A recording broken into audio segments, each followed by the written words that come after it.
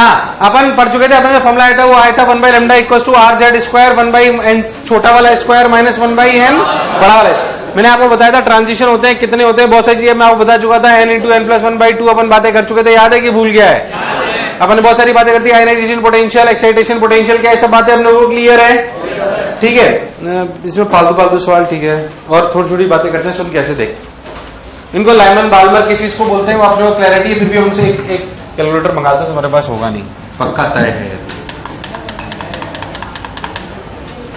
हाँ, ये अपना कौन सा शेल कहलाता था? के शेल, के एन इक्वल टू 1 या ग्राउंड स्टेट। यार हाँ ना बोल, इसे के शेल भी बोलते हैं, इसे एन इक्वल टू मेरे रूम में साइंटिफिक कैलकुलेटर पढ़ा है ना, बोला तो K equal to 1 N equal to 1 और ग्राउंड स्टेट बोला, याद है कि भूल गया? ऐसे अपन दूसरी को भी लिखते थे, फिर अपन तीसरी को भी लिखते थे, इसके बारे में बहुत सारी बातें भी कर चुके थे, 3, 4, 5 एंड सो ऑन। बोलो क्लियर? अब अपने को बोला जाता है कि अगर हमारा electron ground state, hydrogen like atoms के लिए बात करी जाती है, अगर आपका इलेक्ट्रॉन ग्राउंड स्टेट से उठकर किसी अपर एक्साइटेड स्टेट में जाता है तो वापस नीचे आता है, याद कर, जो इस इलेक्ट्रॉन को यहां से पूरा बाहर ले जाने में जो एनर्जी चाहिए होती है उसे बोलता है आयनाइजेशन एनर्जी। क्या बोलते हैं? अगर अपन हाइड्रोजन की बात करें तो 13.6 होती है, कोई शक वाली बात नहीं। बहुत बढ़िया साहब। अच्छा, अब मान लो कि हमारा इलेक्ट्रॉन यहां से आया और वापस यहां कूदा, तो यहां से जो इलेक्ट्रॉन ऊपर गया, यहां से जो इलेक्ट्रॉन ऊपर, वो या तो यहां आया तो यहां से यहां कूदा, यार हाँ ना बोल, या फिर यहां गया तो यहां से यहां कूदा, या यहां से यहां कूदा, या यहां से यहां कूदा, या यहां से यहां कूदा, या अनंत से यहां कूदा, बीच में और भी थी dot dot dot dot dot. बोलो क्लियर है? यार हाँ ना बोल। ये जो फर्स्ट स्टेज पे कूदना होता है, ये जितनी भी लाइंस होती है इसे कहते हैं लाइमन सीरीज। क्या कहते हैं? अब टर्मिनोलॉजी आपको याद होनी। लाइमन सीरीज क्या है? ट्रांजिशन फ्रॉम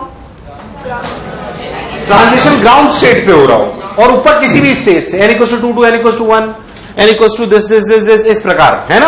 अब मैं आपको और समझाता हूं अच्छे से, बात है, आपको क्लैरिटी आ जाएगी, ध्यान से देखना, सुन अच्छे से। तो ये अपनी लाइमन सीरीज, कौन सी सीरीज? लाइमन सीरीज का मतलब n = 1 पे ट्रांजिशन हो रहा है, इसे बोलते हैं लाइमन सीरीज। क्या बोलते हैं? Lyman series. ये साइंटिस्टों के नाम पे बेस्ड है, परेशान होने की कोई जरूरत नहीं। तो लाइमन सीरीज है, कौन सी सीरीज है? लाइमन। बहुत बढ़िया साहब, तो लाइमन सीरीज है, बहुत बढ़िया, बहुत सुंदर, बहुत मजा आया बाबा। अब क्या करें? लाइमन सीरीज आ गई, ठीक भाई, सोच के देख, इस लाइमन सीरीज की पहली लाइन होती है उसे बोलते हैं first line of Lyman series. First line of, last वाली को बोलते हैं सीरीज लिमिट।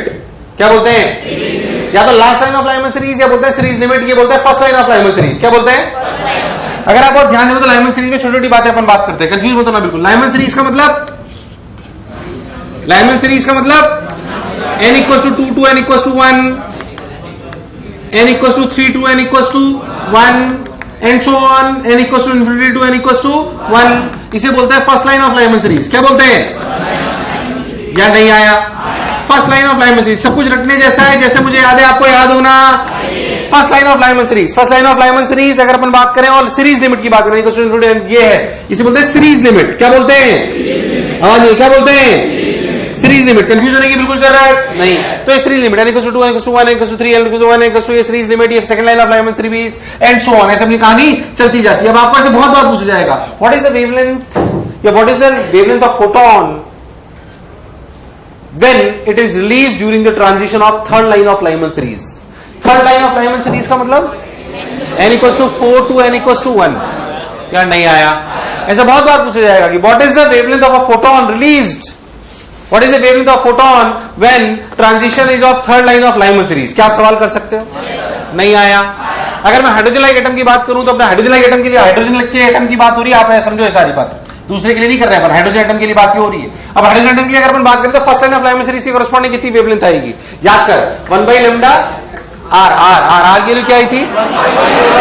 1 लिखाई थी मैंने 1.0 × 10⁻। याद है? भूल गया? याद है? भूल गया? याद है? बहुत बढ़िया। तो अपनी 1.01 × 10⁻7 × z² 1 स्क्वायर रख दो 1/n², यानी कि याद कर छोटा वाला 1² माइनस 1/, कुछ याद है? भूल गया? कितना आया? 4। तो ध्यान दे, तो कितनी वैल्यू आई है लेमडा के लिए बताओ इससे मेरे को, इसकी वैल्यू बताओ और इसकी वैल्यू बताओ 1 बाई लेमडा। कुछ सिखाऊंगा फिर मैं आपको। 1.0 × 10⁻7 इंटू 1 स्क्वायर इंटू 1 बाई छोटा हो यानी कि 1 स्क्वायर माइनस 1 बाई इंफिनिटी का स्क्वायर। इन दोनों की वैल्यू बताओ, कैलकुलेट करेंगे। तुम्हें कैलकुलेशन से कोई लेना देना। देख ये कितना हो गया 1 by 1 square 4 minus 1 3/4। This implies lambda की वैल्यू कितनी आई देख 1.01 ही होती ना आर की वैल्यू। हाँ 1.0 नहीं होती, बिल्कुल ठीक है। और वो मीटर में चल रहा था, मीटर इनवर्स में आएगा। देख तो वैल्यू कितनी आएगी, ये वैल्यू आएगी 4 माइनस 1 3/4 यानी कि 4/3 इंटू 1.01 इंटू 10⁻, इधर आ गया -7। बोल यस हाँ की ना। तो अपन ने बोला तो कितना है देख 4 डिवाइड बाई 3 1.33 डिवाइड बाई 1.01 कितना आया 1.32 तो अप्रोक्सीमेटली आया 1.32 10⁻⁻7 मल्टीप्लाइड बाय 10⁻10 कर दोगे तो एंगस्ट्रॉम में आएगा। किस में आएगा, तो करीब करीब 1320 एंगस्ट्रॉम। यार तुम्हें चमका नहीं, मैंने क्या कराया, कितना आया 1300। तुम्हें डेटा से कुछ कुछ बातें फील आएगी इसलिए तुम्हें बता रहा हूं, इसलिए तुम्हें निकलवा रहा हूं। ऐसे अगर आप बहुत ध्यान से देखो तो यहां पे लेमडा की वैल्यू क्या आएगी, सीरीज लिमिट जिसे अपन बोलते हैं, ये वैल्यू आएगी सिंपली 1 बाई 1.01 इंटू 10⁻⁻7। यस और नो। तो 1 डिवाइडेड बाई 1.01 इक्वल्स टू 9000 नहीं क्या हुआ 990 एंगस्ट्रॉम लगभग। अरे तुम्हें नहीं आया यार। अब सोच के देखो, पहली बात, एक तो इसमें सबसे बोला जाए कि सबसे ज्यादा कौन सी वेवलेंथ, सबसे ज्यादा किस फोटोन की एनर्जी होगी, जो सीरीज लिमिट वाला होगा या फर्स्ट लाइन होगी। पक्की बात, वेवलेंथ सबसे ज्यादा किसकी होगी,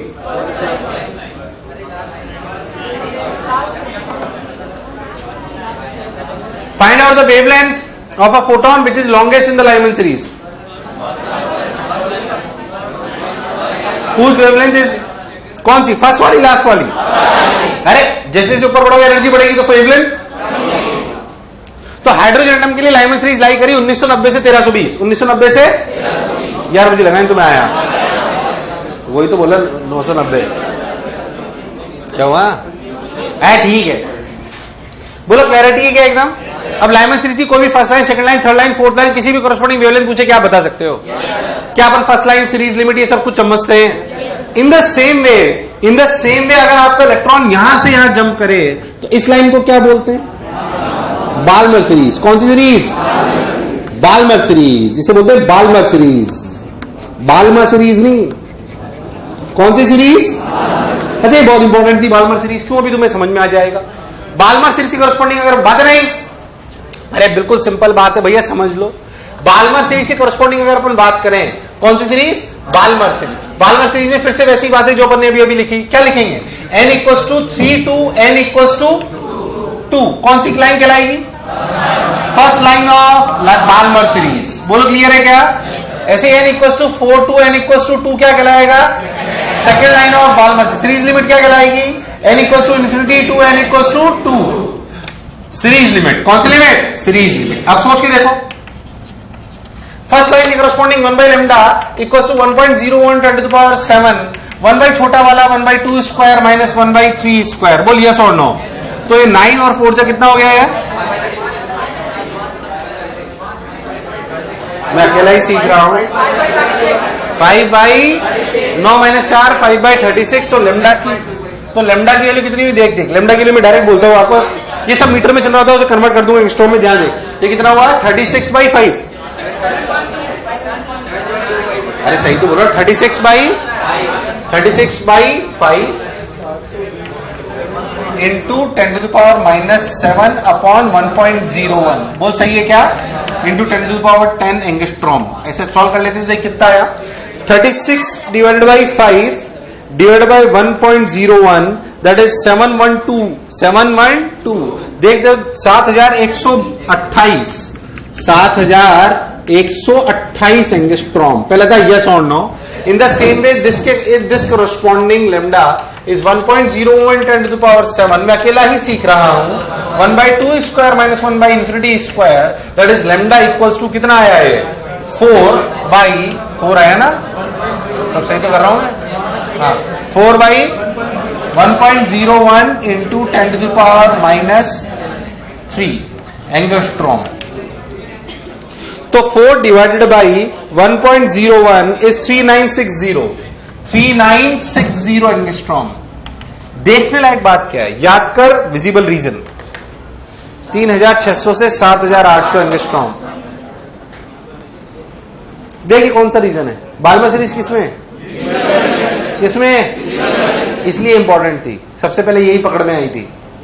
देख इसकी पूरी वेवलेंथ किस रीजन में आई है, अरे इसलिए प्रूव कराया मैंने तुम्हें, वो विजिबल रीजन में था क्या यार, तुम्हें एक तो वो याद ही नहीं है जो अपन, कुछ याद है, रेडियो को डालो, कई बार लिख चुके हैं, क्या था वो देख, रेडियो को डालो माइक्रोवेव में, फिर रेडियो डालो माइक्रोवेव में, लाल हो जाता है इंफ्रारेड, याद है, भूल गया, याद है, फिर विजिबल रीजन आता था जिसको हम ऐसे लिखते थे वेब ग्योर, कुछ याद है कि भूल गया है, फिर अल्ट्रा वायलेट, कौन सा वायलेट, फिर कुछ याद है, भूल गया, याद है, भूल गया, अच्छा तेरे को याद हो तो जब अपन इधर से इधर चलते हैं तो फ्रीक्वेंसी बढ़ती है और वेवलेंथ घटती है, कुछ याद है, भूल गया, सब सही कर रहा हूं मैं यार, हाँ ना बोल, ये अपने रटा था। अब तू ध्यान से देख, तो ये जो रीजन था ना, ये था 3600 एंगस्ट्रॉम से 7800। तो हाइड्रोजन एटम में जो बाल्मर सीरीज बनती है वो पूरी की पूरी विजिबल रीजन में होती है, किसमें होती है, डल रेस्पॉन्स, किसमें होती है, कंप्लीटली इनविजिबल रीजन, इसलिए सबसे इंपॉर्टेंट यही होती है और यही विजिबल होती है, ये डिफरेंट कलर देती है। क्या उल्टा लिखा मैंने,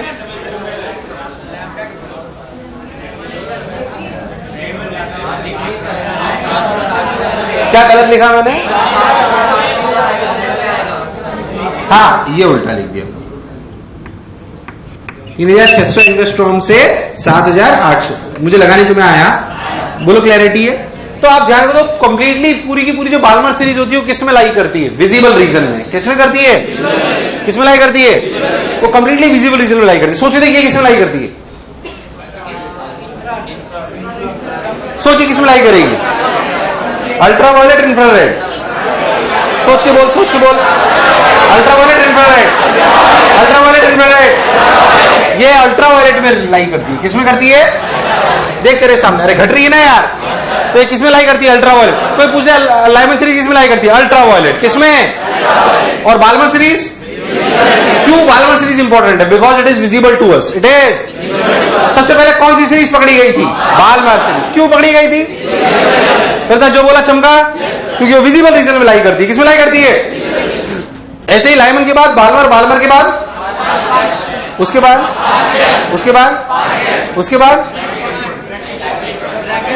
लाइमन, बाल्मर, उसके बाद ब्रैकेट पे पी फंड, हम फ्री, करेक्ट। हालांकि इतनी दूर तक हमने को जाने की जरूरत नहीं, ये सीरीज लिमिट ऐसे चलती है, ये पूरी सीरीज, सॉरी मैं गलत बना दिया, ये यहां से तक क्या कहलाती है। अब एक बात बताओ मेरे को, पहले एक बात समझो अच्छे से, ये जब खत्म हुई ना उसके बाद वो चालू हुई, इनमें ओवरलैपिंग कहीं पे भी, तू देख जो इसका एनर्जी गैप है ना वो इससे कहीं पे भी ओवरलैप, तो लाइमन सीरीज बाल्मर सीरीज से कहीं ओवरलैप, ऐसे ही बाल्मर सीरीज फिर पास्टन से कहीं ओवरलैप, यार मुझे लगा नहीं तुम्हें आया, पास्टन कैसे बना के बताओ मेरे को, और क्या क्या वेवलेंथ आ रही बताओ, तुम्हें समझ आया मैं क्या बोला।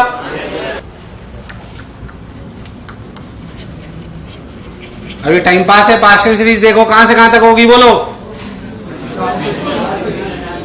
n equals to 4 to n equals to 3 first line,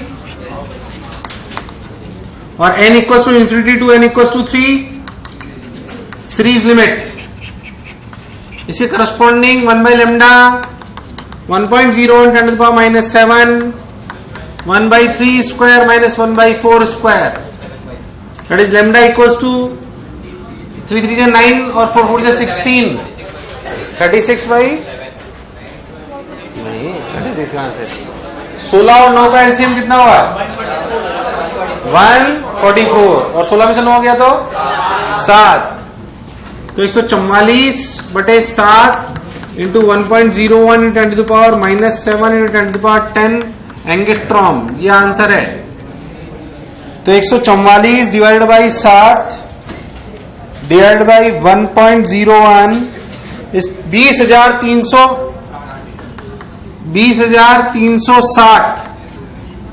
20,360 और ये लैम्डा आएगा, ये आएगा 1/3 स्क्वायर, तो 1/9 9/1.01 इंटू 10⁻⁻7 इंटू 10⁻10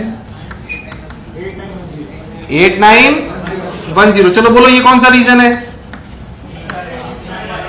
इंफ्रारेड। कौन सा? असलियत में बाल्मर सीरीज के बाद वाली जितनी भी हैं वो सब इंफ्रारेड में लाई करती हैं। किस में लाई करती हैं? सब लगभग। अब पाशन के बाद में ज्यादा पैपे नहीं कर रहा, बस क्लियर है। उसमें एक ही तो बात बार बार बोल रहे हैं। बस इतना याद रखो कि पाशन के बाद जो सीरीज आती है वो कौन सी आती है? ब्रैकेट। कौन सी आती है? अच्छा, ये सब साइंटिस्टों के नाम पे बेस्ड है। एक एक साइंटिस्ट को एक एक पकड़ा दी गई और खुश कर दिया गया। मेन बाल्मर साहब थे जो इनका साथ दे रहे थे ना उस समय, उन सबके नाम एक चिपका दिए उन्होंने, बस और कुछ नहीं है। ये कौन सी है? ब्रैकेट। कौन सी है? ब्रैकेट। यार तुम लोग यार बिल्कुल साथ नहीं दे रहे हो यार। इसके बाद वाली कौन सी है? P fund. उसके बाद अब छोड़ बहुत है। असलियत में सारी की सारी लाई करती है कौन से रीजन में? ये वाली ये लाई करती है इंफ्रारेड में। ये किस में लाई करती है? विजिबल रीजन में। और ये किस में लाई करती है? अल्ट्रावायलेट। सवाल बहुत सारे कैसे आते हैं मैं आपको बता देता हूं। बिल्कुल सिंपल आते हैं, ध्यान से देखो।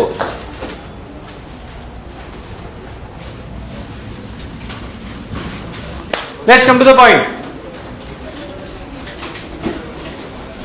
मैं क्या कह रहा था, सवाल कैसे आते हैं? आपसे पूछा जाए find out the wavelength corresponding to third line of Lyman series, third line of bracket, तो तू क्या समझा?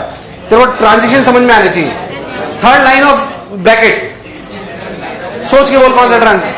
थर्ड लाइन ऑफ ब्रैकेट देख, 1 2 3 4 थर्ड लाइन ऑफ ब्रैकेट बोल। 5 to 4 6 to 4 7 to 4।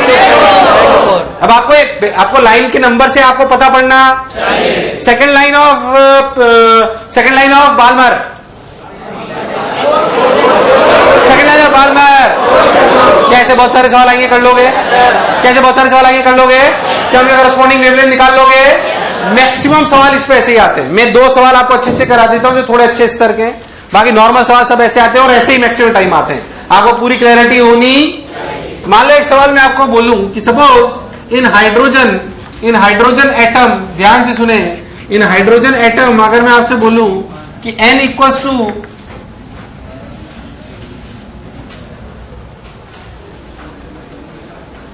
In hydrogen atom second line of Balmer series is green colour, ऐसा बोला। मान लो आपको क्या बोला? आपको बोला कि second line of Balmer series is green colour, मान लो ऐसा बोला। Then violet colour may correspond to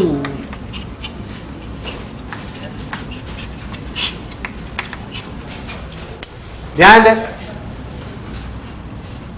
ए 3 से 2, बी 4 से 2, सी 5 से 2, डी 3 से 1। मेरा सवाल ध्यान से समझो। मैंने बोला कि second line of Balmer series अगर ग्रीन कलर को करस्पॉन्ड करती है, मान लो, तो वॉयलेट कलर किसको करस्पॉन्ड करेगी? ऐसे 4 ऑप्शन दे दिए आपको, ऐसे आपको 4 ऑप्शन दे दिए।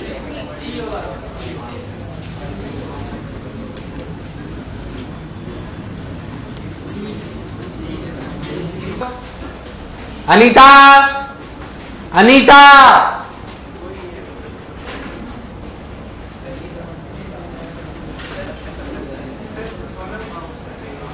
सोनम गुप्ता के साथ हो तुम? सोनम गुप्ता तो बेवफा है।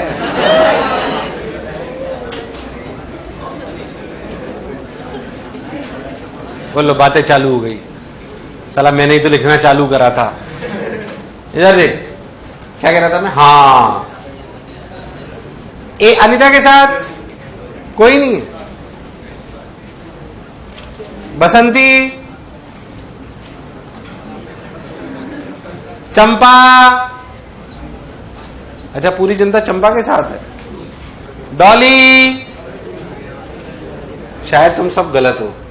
एक मिनट रुको, second line of Balmer series बोला 422 विद योर, इधर से इधर जाओगे तो वेवलेंथ बढ़ेगी, फ्रीक्वेंसी घटेगी। ग्रीन से वॉयलेट कलर की रेंज, ग्रीन से वॉयलेट कलर की एनर्जी कम है ज्यादा? कम है ज्यादा? अरे कम है ज्यादा? ज्यादा है कम है? एनर्जी, एनर्जी किस फोटोन की एनर्जी ज्यादा होती है? वॉयलेट की कि ग्रीन की? एनर्जी ज्यादा होती है, एनर्जी। अच्छा एक चीज बताओ, ये वाला ट्रांजिशन क्यों गलत है? लाइमन सीरीज में तो विजिबल रीजन होने का कोई लॉजिक, तो वैसे ही गलत हो गया।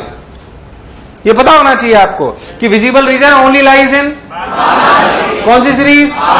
Balmer series. बहुत बढ़िया साहब। अब सोच के देखो 4 और 2, 4 से 2 से ट्रांजिशन बड़ा होना चाहिए कि एनर्जी ज्यादा की कम? ज्यादा। एनर्जी ज्यादा मतलब एनर्जी मतलब ट्रांजिशन बड़ा, आना 2 तक ही है, पर 3 से 2, 4 से 2 की 5 से 2, क्योंकि बड़ा ट्रांजिशन होना चाहिए तभी एनर्जी ज्यादा होगी। एनर्जी ज्यादा होगी तो वेवलेंथ यार मुझे लगा तुम्हें आया नहीं आया तो कौन सा ट्रांजिशन? क्या तुमने ये लॉजिक लगाया था, तुक्का मारा था? पक्की बात? कैसे सवाल बनाओगे, कर लोगे? चलो एक और अच्छा कराता हूं। गुड, शाबाश, समझ आई बोले तुम्हें बात। नेक्स्ट लिख, ऐसे लिखो। अच्छा उतार लो, पहले उतारो जल्दी से और आंसर लिख लो सी।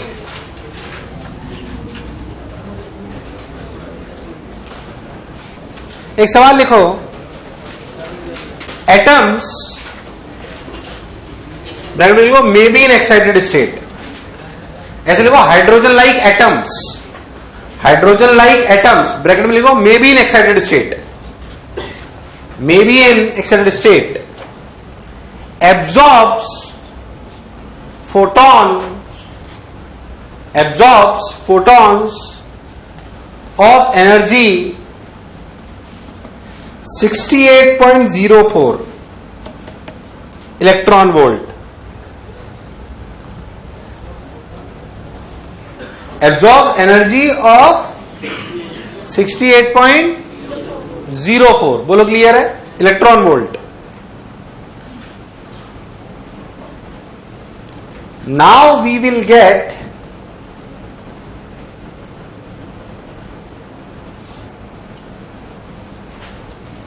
three different photons in the emission spectrum. Now we will get three different photons in the emission spectrum, in the emission spectrum, and having energy greater than or equal to 68.04, greater than or equal to 68.04, बोलो clear है? Find Z।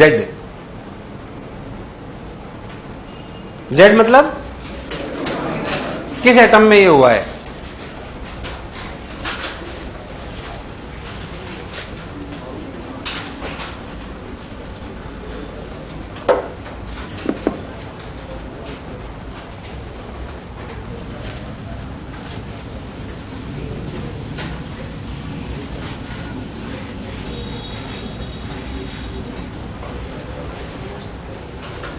उसने क्या बोला? एक atoms हैं hydrogen like atoms. कैसे? इसका मतलब इलेक्ट्रॉन तो एक ही है। अच्छा ब्रैकेट में ये भी लिख दिया, वैसे ओरिजिनल सवाल में लिखा हुआ नहीं था may be in excited state, मैंने थोड़ा आसान करने के लिए लिखा may be in excited states. May be in मतलब जो इलेक्ट्रॉन है वो ग्राउंड स्टेट में ऊपर भी हो सकता है, ऐसे एटम्स है।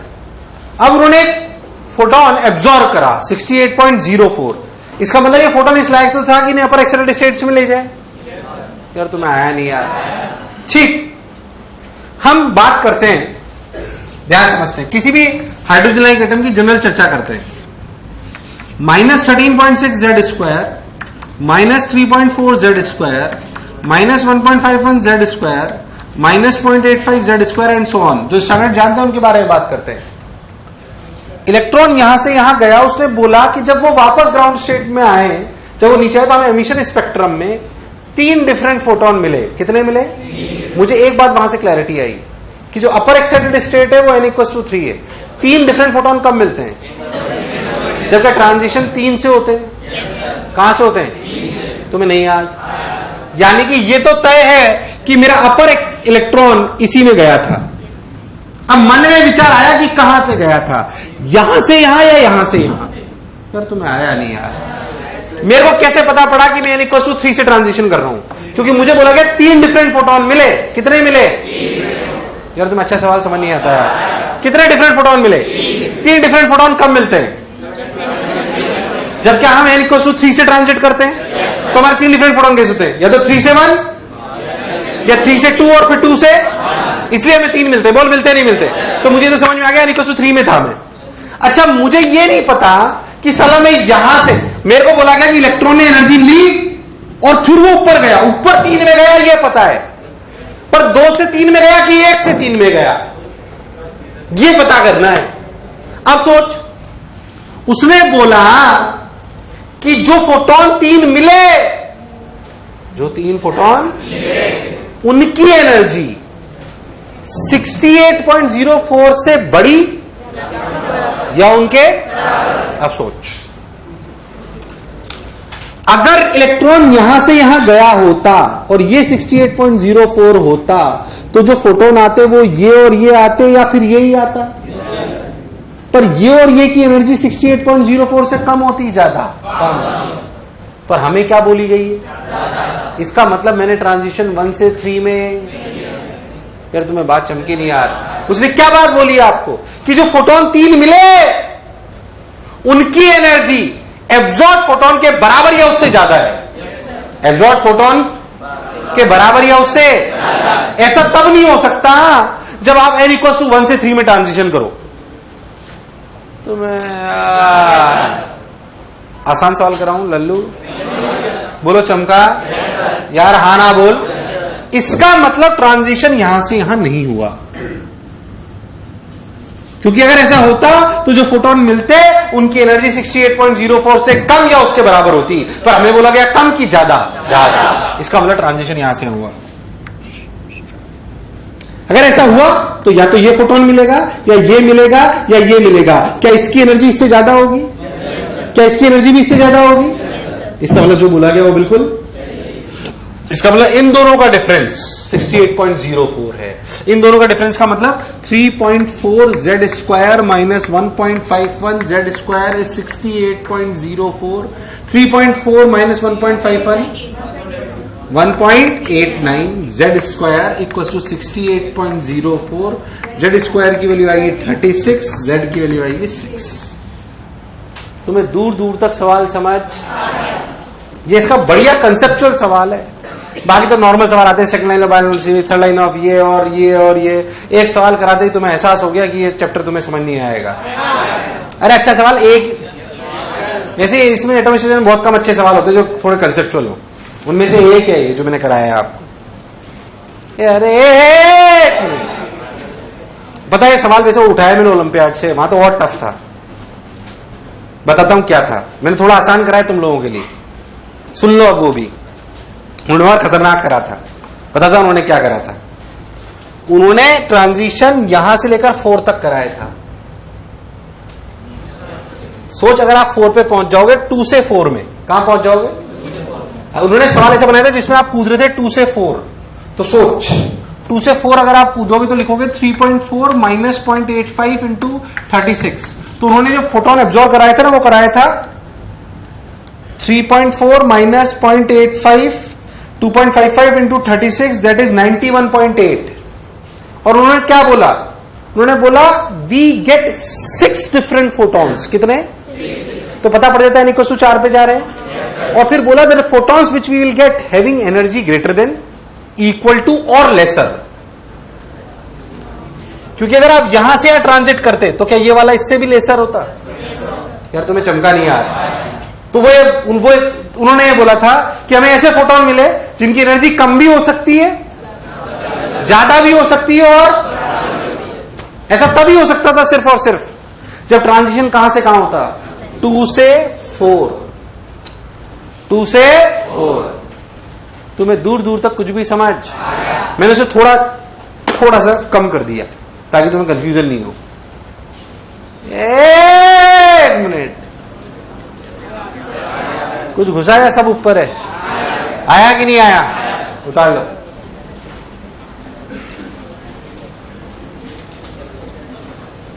में चीज पढ़ाई गई थी बाइनरी सिस्टम या डबल स्टार सिस्टम, याद है? भूल गया? बिल्कुल डिट्टो यहां पे भी वैसा आता है। उसको थोड़ी सी क्या क्या चीजें होती है मैं आपको समझा देता हूं। लिखो बाइनरी सिस्टम, या जो आपको लिखना हो, रिड्यूस्ड मास कॉन्सेप्ट, जो आपको लिखना हो लिख लो। बाइनरी सिस्टम, मैंने आपको क्या बात बताई थी, जो आपको ग्रेविटेशन बताई थी, वही वापस रिपीट कर रहा हूं। देख, असलियत में मैंने आपको बताया था, मतलब मैंने बताया था ग्रेविटेशन, जब आपने पढ़ा तो आपको बताया गया था कि असलियत में जो आपकी अर्थ या सन होता है, इधर देख, जो आपका अर्थ या उसके अबाउट हम घूम रहे होते हैं। हमारी अपना एक सोलर सिस्टम है जिसके अबाउट हम घूम रहे हैं। हमने उसके कुछ फिक्स करे हुए हैं, और बिल्कुल ऐसा ही एटम्स में होता है कि एटम्स में न्यूक्लियस के अबाउट इलेक्ट्रॉन घूम रहे होते हैं, बीच में मैक्सिमम एम्प्टी स्पेस है, बीच में मैक्सिमम एम्प्टी स्पेस है। बिल्कुल वैसे कैसे फॉर्मूला यहाँ पे होते हैं G1M2/r², यहाँ पे होते हैं KQ1Q2/। सोच, तूने एक एटम देखा है क्या कभी? जैसा एक एटम होता है वैसे के वैसे ही अपने प्लेनेट सिस्टम है, बोलो है कि नहीं? और ऐसे ही पता नहीं कितने सोलर सिस्टम है, मतलब एटम जैसे, ऐसा समझ लो कि एक पूरा सोलर सिस्टम एक एटम है, तो ऐसे बहुत सारे एटम बिखरे हुए हैं। अरे है कि नहीं? तो हो सकता है कि शायद किसी एक साइंटिस्ट ने ऐसी थ्योरी, छोड़ पता नहीं क्या,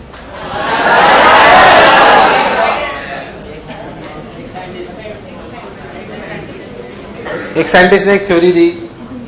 उसने थ्योरी दी कि आप देखो, जो किसी भी एक मटेरियल में जो बहुत छोटे छोटे से कीड़े होते हैं ना, बहुत छोटे छोटे से, जिनकी दुनिया उतनी ही होती है, बस उतनी, हम भी शायद वैसे ही हैं। क्योंकि मान लो आप एक मेटेरियल टुकड़ा लिया, उसमें ऐसे कितने एटम्स हैं? हमारा सोलर सिस्टम ऐसा ही है अगर हम पूरे ब्रह्मांड की बात करें।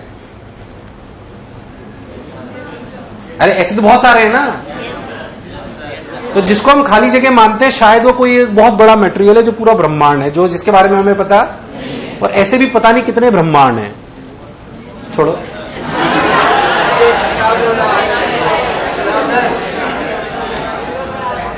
उन्होंने basically he compared with the block of atoms with the universe, उन्होंने बोला कि जो एटम है, एटम के आसपास इलेक्ट्रॉन घूमते हैं। आप सोचो हमारे सन के आसपास हम घूम रहे हैं, ऐसे समझो हमारा सोलर सिस्टम एक एटम है।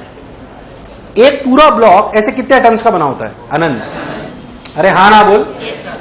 और उसमें भी अलग अलग मॉलिक्यूल्स हों तो अलग अलग तरीके से रहते हैं, जिन्हें उसने गैलेक्सी बोला। क्या बोला? एक एक गैलेक्सी में से बहुत सारे सोलर सिस्टम उसने बताया, जिसको उसने एटम्स बोला। क्या बोला? एटम्स। बोलो क्लियर है एकदम।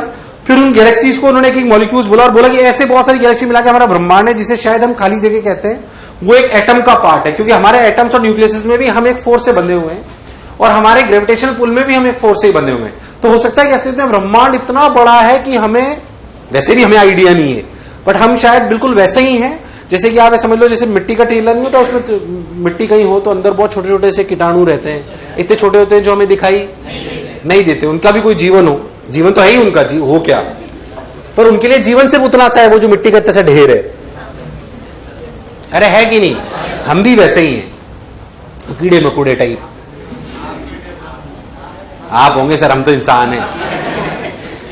अरे है कि नहीं? ऐसी एक थ्योरी दी गई थी, उससे अपने को लेने देना, टाइम पास है।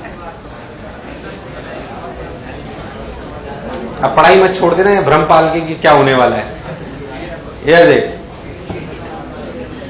जब तक धरती नष्ट होगी तब तक हम कोई ना कोई जगह हैबिटेबल बना लेंगे, मतलब, और कोई ग्रह जरूर पक्का। क्या कह रहा है? अबे तो आपको आपको जो उसमें सिखाया गया था कि असलियत में कोई भी, जैसे हम जब पढ़े तो हमें बताया गया कि सन के अबाउट प्लैनेट्स घूम रहे हैं, सन के अबाउट प्लैनेट्स, और सन को स्टेशनरी माना। असलियत में सन स्टेशनरी एब्सोल्यूट रेस्ट तो कोई भी नहीं जानता।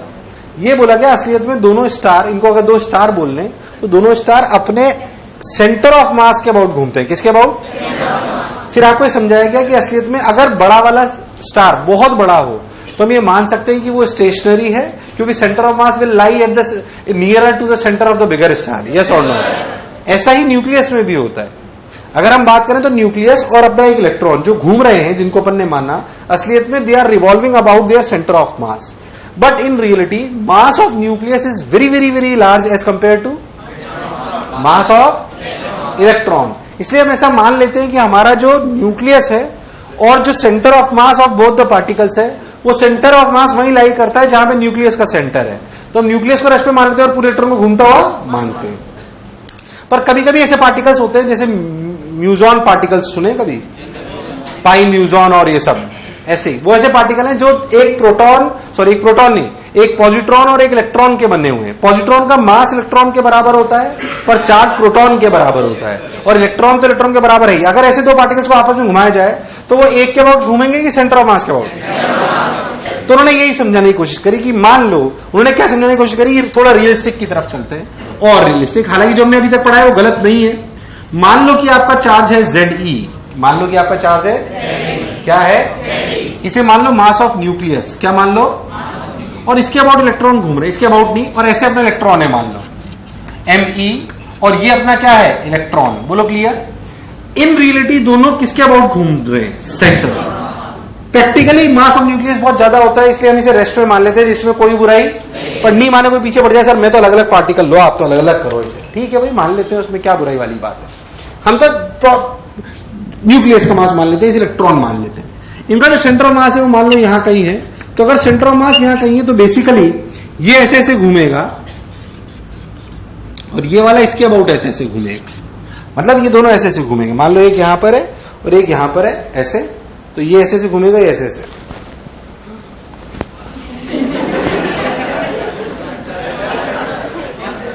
अरे आया कि नहीं आया?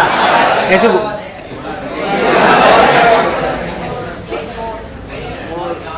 तो सेंटर ऑफ, मैं नहीं पढ़ा हुआ ऐसे, सेंटर ऑफ मास के बाद घूमते हैं। मान लो ये दूरी r है, मान लो ये दूरी r, ये दूरी r1 है और ये दूरी r2। नाउ r1 की वैल्यू कितनी है देखो ध्यान से, r माइनस r2। अरे यार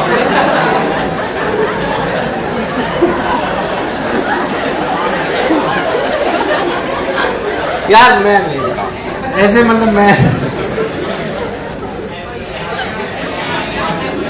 मास E R by M E plus M N, और R2 क्या है, M N R by M N plus M R. कुछ याद है, भूल गया?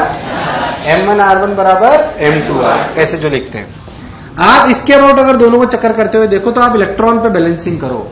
इलेक्ट्रॉन पे रियलिटी में एक तो लग रहा है इलेक्ट्रोस्टैटिक अट्रैक्शन, जो अंदर की तरफ लग रहा है, जो लग रहा है KZe square by R square, KZe square by, ध्यान दो, KZe square by R square, और बाहर की तरफ जो लग रहा है वो लग रहा है ME ओमेगा स्क्वायर, ओमेगा क्या चीज, ओमेगा।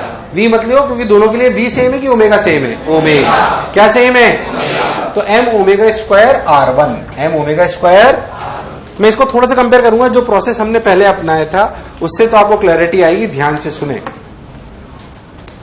हमने जो पहले जिसमें हमने रेस्ट में माना था न्यूक्लियस को, जो हमने प्रोसेस अपनाया था वो क्या था, ध्यान से दे।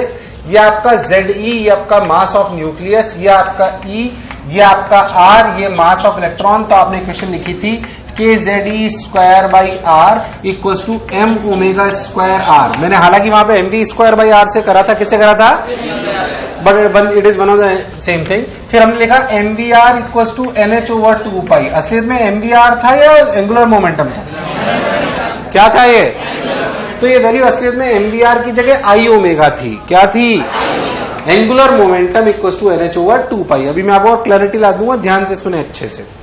अगर आप बहुत ध्यान से देखो तो आपको इक्वेशन जो लिखी गई वो लिखी गई KZe square by R square ME omega square R1, ME omega square R1 को क्या लिख सकते हैं? इधर देख, ये रहा। R1 को क्या लिखेंगे? ME, नहीं कुछ गड़बड़ कर रहा हूं मैं, सब सही कर रहा हूं। ये R2 आएगा ना यार, तुम क्या कर रहे हो यार? इलेक्ट्रॉन से यहां तक की दूरी तो R2 है ना? अरे इसका सर्कल का रेडियस तो R2 है ना? अरे हाँ ना बोल। तो R2 लिखेंगे तो R2 की वैल्यू क्या आएगी? MN R by ME plus MN। बोल यस और नो। ऐसे अगर हम इसका एंगुलर मोमेंटम लिखे, क्या लिखे?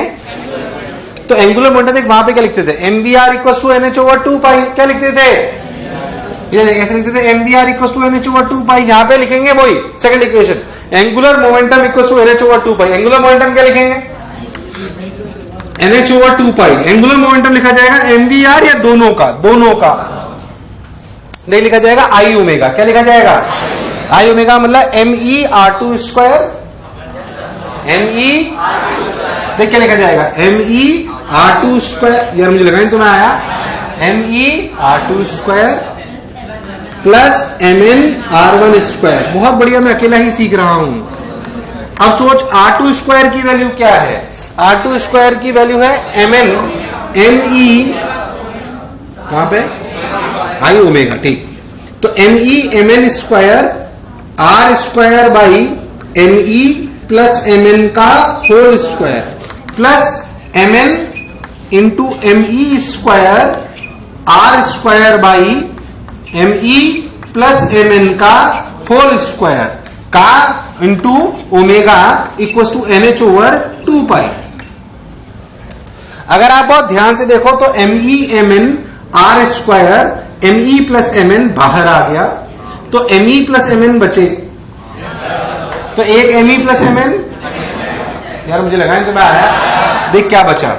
ME MN upon ME plus MN, अरे हाँ ना बोल, into R square omega equal to NH over 2 pi. मुझे लगा नहीं तुम्हें आया। यहां पे जो एंगुलर मोमेंटम लिखा गया है उसे क्या लिख सकते हैं? अगर V को लिख दें ओमेगा R, क्या लिख दें? तो इसे क्या लिखेंगे? M R square omega. यार मुझे लगा नहीं तुम्हें आया। अरे बेकार रिस्पॉन्स।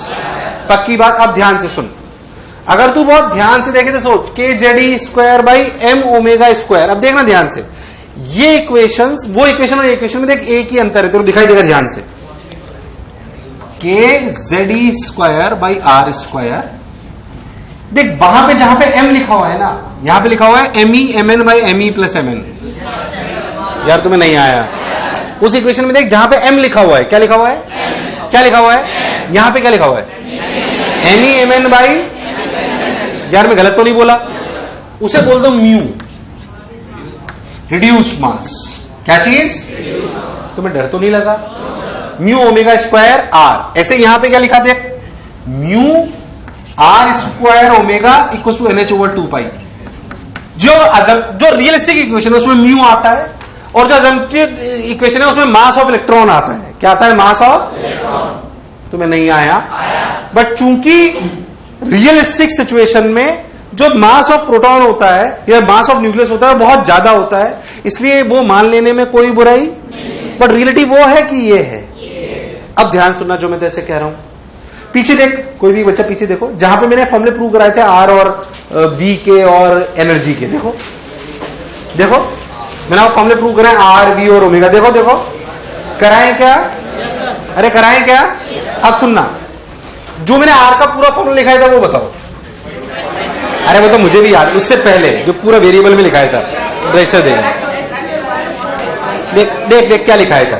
मैं बताता हूं क्या लिखा था। देख, x square by 4 pi square K square ME N square by Z। कुछ याद है? अब सोच, तूने उन दोनों को सॉल्व करा था तब यह आया था। अगर तू इन दोनों को सॉल्व करता तो यहां म्यू आता है। यार मास ऑफ इलेक्ट्रॉन की जगह क्या आता? बेकार रिस्पॉन्स। क्या आता? क्या आता? क्या आता? क्या आता?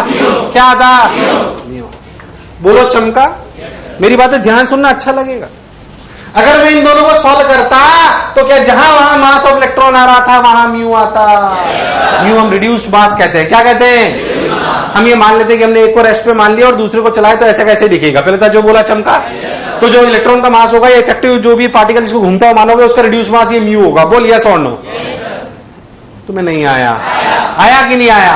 अब सुन, अगर आप बहुत ध्यान देखो तो इसको ऐसे लिख सकते हो ना, R H square 4 pi square के E square M E N square by Z M E by mu. अब तो इसकी पूरी की वैल्यू जानता है 0.529। अरे जानता है कि नहीं जानता? तो रियलिस्टिक फॉर्मूला क्या है आर का? 0.529 N square by Z M E by mu angstrom. ये फॉर्मूला तब यूज लेते हैं जब हम ये कंसीडर करते हैं कि पॉजिटिव चार्ज पार्टिकल भी घूम रहा है and both are rotating about. तुम्हें चमका? पर अगर ऐसा नहीं मानोगे तो क्या रिड्यूस मास एम ई ही बन जाएगा? और एम ई ही बन जाएगा तो एम ई बाई म्यू क्या 1 हो जाएगा? यार मुझे लगा नहीं तुम्हें आया। आया नहीं आया? तुम्हें मेरी बात कुछ चमकी? मान लो मैं आपसे बोलूं, मान लो मैं आपसे कि एक चार्ज पॉजिटिव चार्ज पार्टिकल है जिसका चार्ज ई है। क्या है? थोड़ा ध्यान सुनना। क्या है? ई है ना? पर उसका मास 2 टाइम्स मास ऑफ इलेक्ट्रॉन है। 2 टाइम्स मास ऑफ इलेक्ट्रॉन, और उसके अबाउट इलेक्ट्रॉन घूम रहा है। तो दोनों सेंटर मास के अबाउट घूमेंगे कि एक के अबाउट? सेंटर। क्योंकि अब जो मास वाला पार्टिकल है या जो पॉजिटिव चार्ज पार्टिकल है वो बहुत ज्यादा हैवी। तो फिर पूछा जाए बताओ उसका फर्स्ट रेडियस क्या होगा? तो फिर आप आंसर यहां से निकालोगे 0.529 N square by Z M E by mu. और क्या म्यू लिखा जाएगा एम ई एम एन, यानी कि M2M अपॉन 3M। नहीं आया? अरे नहीं आया? आया नहीं आया? तुम्हें मेरी बात दूर दूर तक समझ आई कि नहीं आई? टिपिकल सवाल है ये। ऐसे ही सोच, तूने आर के बाद एक चीज निकलवाई थी मैंने, एनर्जी। क्या निकलवाई थी? तू ध्यान से देख एनर्जी के फॉर्मूले में, ध्यान से देखना एनर्जी का फॉर्मूला क्या था। देख एनर्जी का फॉर्मूला, देख इधर एनर्जी का फॉर्मूला क्या लिखा था मैंने, देख -2k square E square pi square M E by H square Z square by L square E की पावर 4। याद कर, क्या इस एम ई की जगह अब म्यू आएगा? तो यहां पे क्या लिखो अगर मुझे सब कुछ करना है तो? इस म्यू को तो ले आओ बाहर, यहां रखो एम ई। क्या यहां एम ई आ जाएगा? क्या इस पूरे की वैल्यू -13.6 है? क्या है? तो एनर्जी का फॉर्मूला किसी भी स्टेट के लिए क्या आया? -13.6 z square by n square mu by M e. ये बहुत टिपिकल चीजें हैं, पर अगर समझ आ जाए तो कोई खास बात। यार मुझे लगा नहीं तुम्हें आया। बोलो चमका कि नहीं चमका? फिर से सुने मेरी बात। असलियत में एक इलेक्ट्रॉन जब न्यूक्लियस के अबाउट घूमता है तो कौन घूमता है? न्यूक्लियस, इलेक्ट्रॉन या दोनों? दोनों घूमते हैं। आपको अपनी भाषा में लिखना है, दोनों घूमते हैं किसके अबाउट? बट हम न्यूक्लियस को रेस्ट पे मान लेते हैं। प्रैक्टिकली ऐसा मान लेने में कोई बुराई इसलिए नहीं है क्योंकि mass of nucleus is very large as compare to mass of electron. तो नॉर्मल केसेस में ऐसा मान लेने में कोई बुराई। तो हम ये मान लेते हैं कि न्यूक्लियस रेस्ट पर है क्योंकि सेंटर ऑफ मास न्यूक्लियस के सेंटर पे लाई कर जाएगा, इसमें कोई शक वाली बात। तो जो हमने पढ़ा था वो सब कुछ सही था। पर मान लो कि ऐसा सिस्टम हो जिसमें पॉजिटिव चार्ज और इलेक्ट्रॉन के बीच में जो घूमने में के जो मासेस का डिफरेंस है वो बहुत ज्यादा difference, then they will rotate about their centre of mass. Then this is the formula for radius for reduced mass and this is the formula for energy for reduced mass. पहले था जो बोला चमका? क्या reduced mass का concept अंदर घुसा है? या प्राण पखेरु उड़ गए हैं? यार मुझे लगा नहीं तुम्हें आया। आया नहीं आया? सोच लो। पता कुछ समझ नहीं आया बेझक पूछो। अब अपन पढ़ेंगे एटॉमिक कोलिजन। क्या पढ़ेंगे? Atomic collision.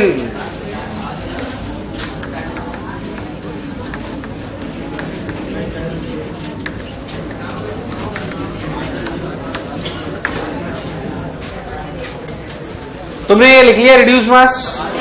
पक्की बात?